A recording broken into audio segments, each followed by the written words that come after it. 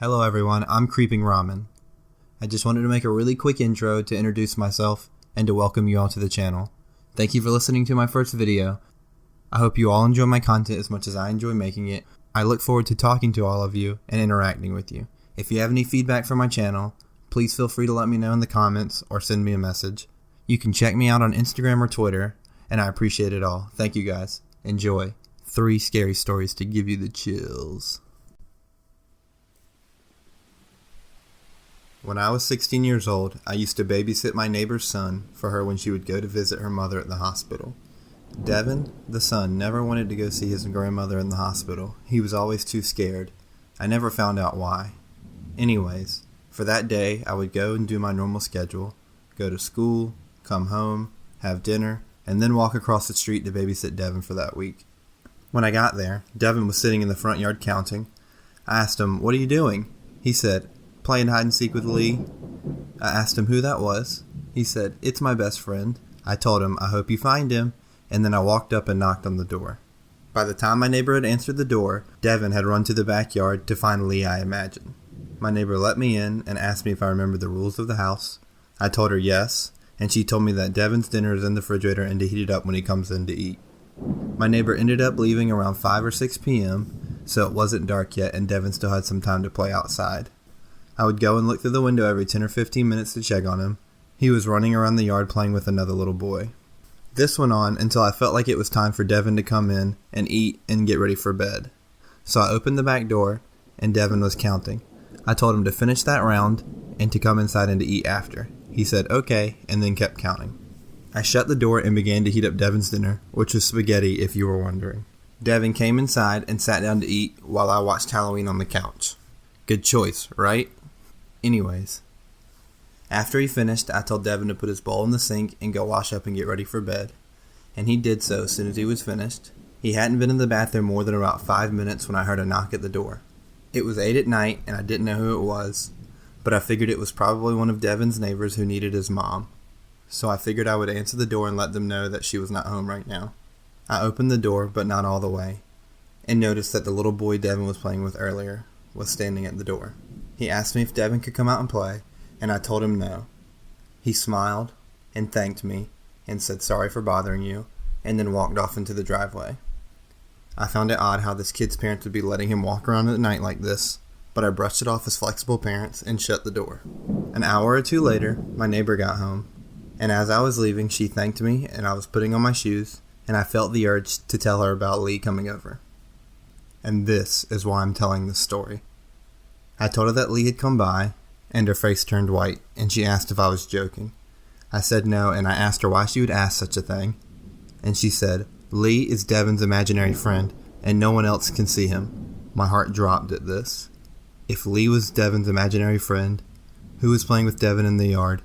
Who was I talking to? And who knocked on the door?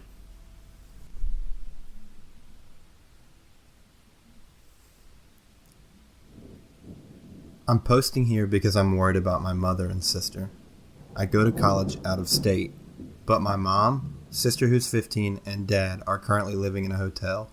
Our house was struck by lightning this past year, and insurance is taking a while to come through. Anyways, I was home visiting for fall break, and the room that they are staying in is 2 queen-size beds in one room and a pull-out couch in the main room. My mom sleeps in one queen, and my sister and I share the other. My dad can't sleep with the TV on, but we do, so he sleeps out on the pull-out. It was my second night home, and I woke up hearing my mom talking in her sleep. This isn't unusual, so I shook her awake. "Don't hurt her," she screamed as I shook her awake. I was half asleep, and she mumbled thanks and rolled over, dozing right back off. I made a note to try to remember to ask her about it in the morning, and went back to sleep. It was the afternoon the next day before she mentioned having a nightmare which triggered my memory of the previous night. I asked her what she dreamed about because she said something that I couldn't remember. I'm still haunted by her answer. "Did I ask you not to hurt her by chance?" I told her, "Yes, that's exactly it." She nodded. She told me that last night she awoke, paralyzed. This has happened before and did not initially scare her, but then she opened her eyes and looked across the room at me and my sister. She said there was a demon on top of my sister. I should probably mention that my sister has severe depression and anxiety. Freshman year has been brutal on her mental health. I asked her to describe it, but she refused.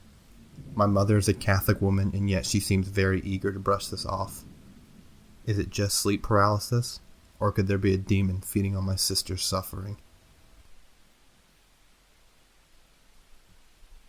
So my job is simple. Loading cargo, strapping them down, and making sure nothing goes missing out of the crates. It's all too simple. But one night was different. I was in the front of the ship, checking the chains that we used for double safety to make sure everything was strapped down. We mainly shipped seafood, lobsters, shrimp, clams, all that kind of stuff. The only real danger was the sea. One small slip and you fall in the freezing water and get left behind. I was mainly in to keep cargo safe with 4 other guys.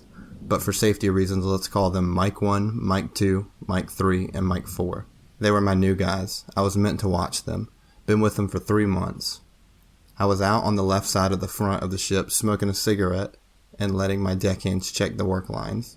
I was wondering how the hell we could ship this large supply to Alaska. It was tough, but it was work. I got a notification on my pager. It was beeping fast, meaning it was an emergency. I threw the cigarette away and rushed to the captain's deck. There was some of the other workers with our captain. Let's call him Cap for short. He was sitting down on the outside of the table with Mike 2 covered by a blanket and warm coffee, shivering. With courage, I asked, "Hey, what the hell is wrong with you, Mike 2? I could tell he was pissed. Mike 2 saw Mike 3 slip off the front of the deck. He said he was pulled. I say it was the wind, as Mike shook in fear. I just looked at the others. I could hear Mike 2 whispering just slightly, "Oh, he was a blasting sailor. Oh, he was a drunken sailor. Oh, he was a blasting sailor. Pull him from the brig into morning." It was my crew's motto. I was shocked how Mike 3 was just pulled suddenly and not having time to react, and how we didn't hear Mike 2 or Mike 1 scream. We were asked to leave and stay alert. We left and went to the front of the ship to keep working. It was normal.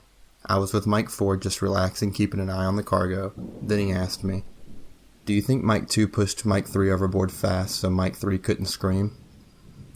"Hell no. Did you not see the man's face? It was pure shock and fear." Mike 4 just gave me a stupid look like he had done since he'd been here. We got a radio call not a minute later. Mike 5, "Hey, we got an issue. Head back to the captain's deck. Over." I was shocked. Maybe he'd gotten info from Mike 2. We got back, and my heart sank deep, like a stone in water. The captain and Mike 2 were gone. No trace of them. I was met with Mike 6, Mike 7, Mike 8, and Mike 9. Mike 7 said, "Let's stay in the captain's deck and we'll drive the boat back to the docks, and I'll ready the authorities to be there when we hit land." It was a good idea. At this point, if we stayed in the captain's deck and waited it out, it'd be a really good idea. After waiting 5 hours, we reached the docks. The police were there and were ready to board. They found us in the captain's deck. Once we exited the captain's deck, we made our way outside and were standing near the crates. They told us that they wanted to search each of the crates. We explained that they were locked and the captain had the keys and he was missing. They had a plan B. They used bolt cutters to break the locks on the crates and started opening them one by one. All was looking good until they made it to the last crate they opened. It didn't smell like fresh fish. It smelled like something much worse. The officers removed the bag from the crates and saw, at the bottom, Captain, Mike 2, and Mike 3, all covered in crustaceans, and looked like they had been dead for more than a month, and they were even bloated. It had only been 6 hours since they had disappeared, so it was impossible, and the captain had his keys, and the lock was on the outside of the box. The strange thing was how they had gotten to that state of decay after only 6 hours. The police asked me a bunch of questions about the missing people. I didn't know much.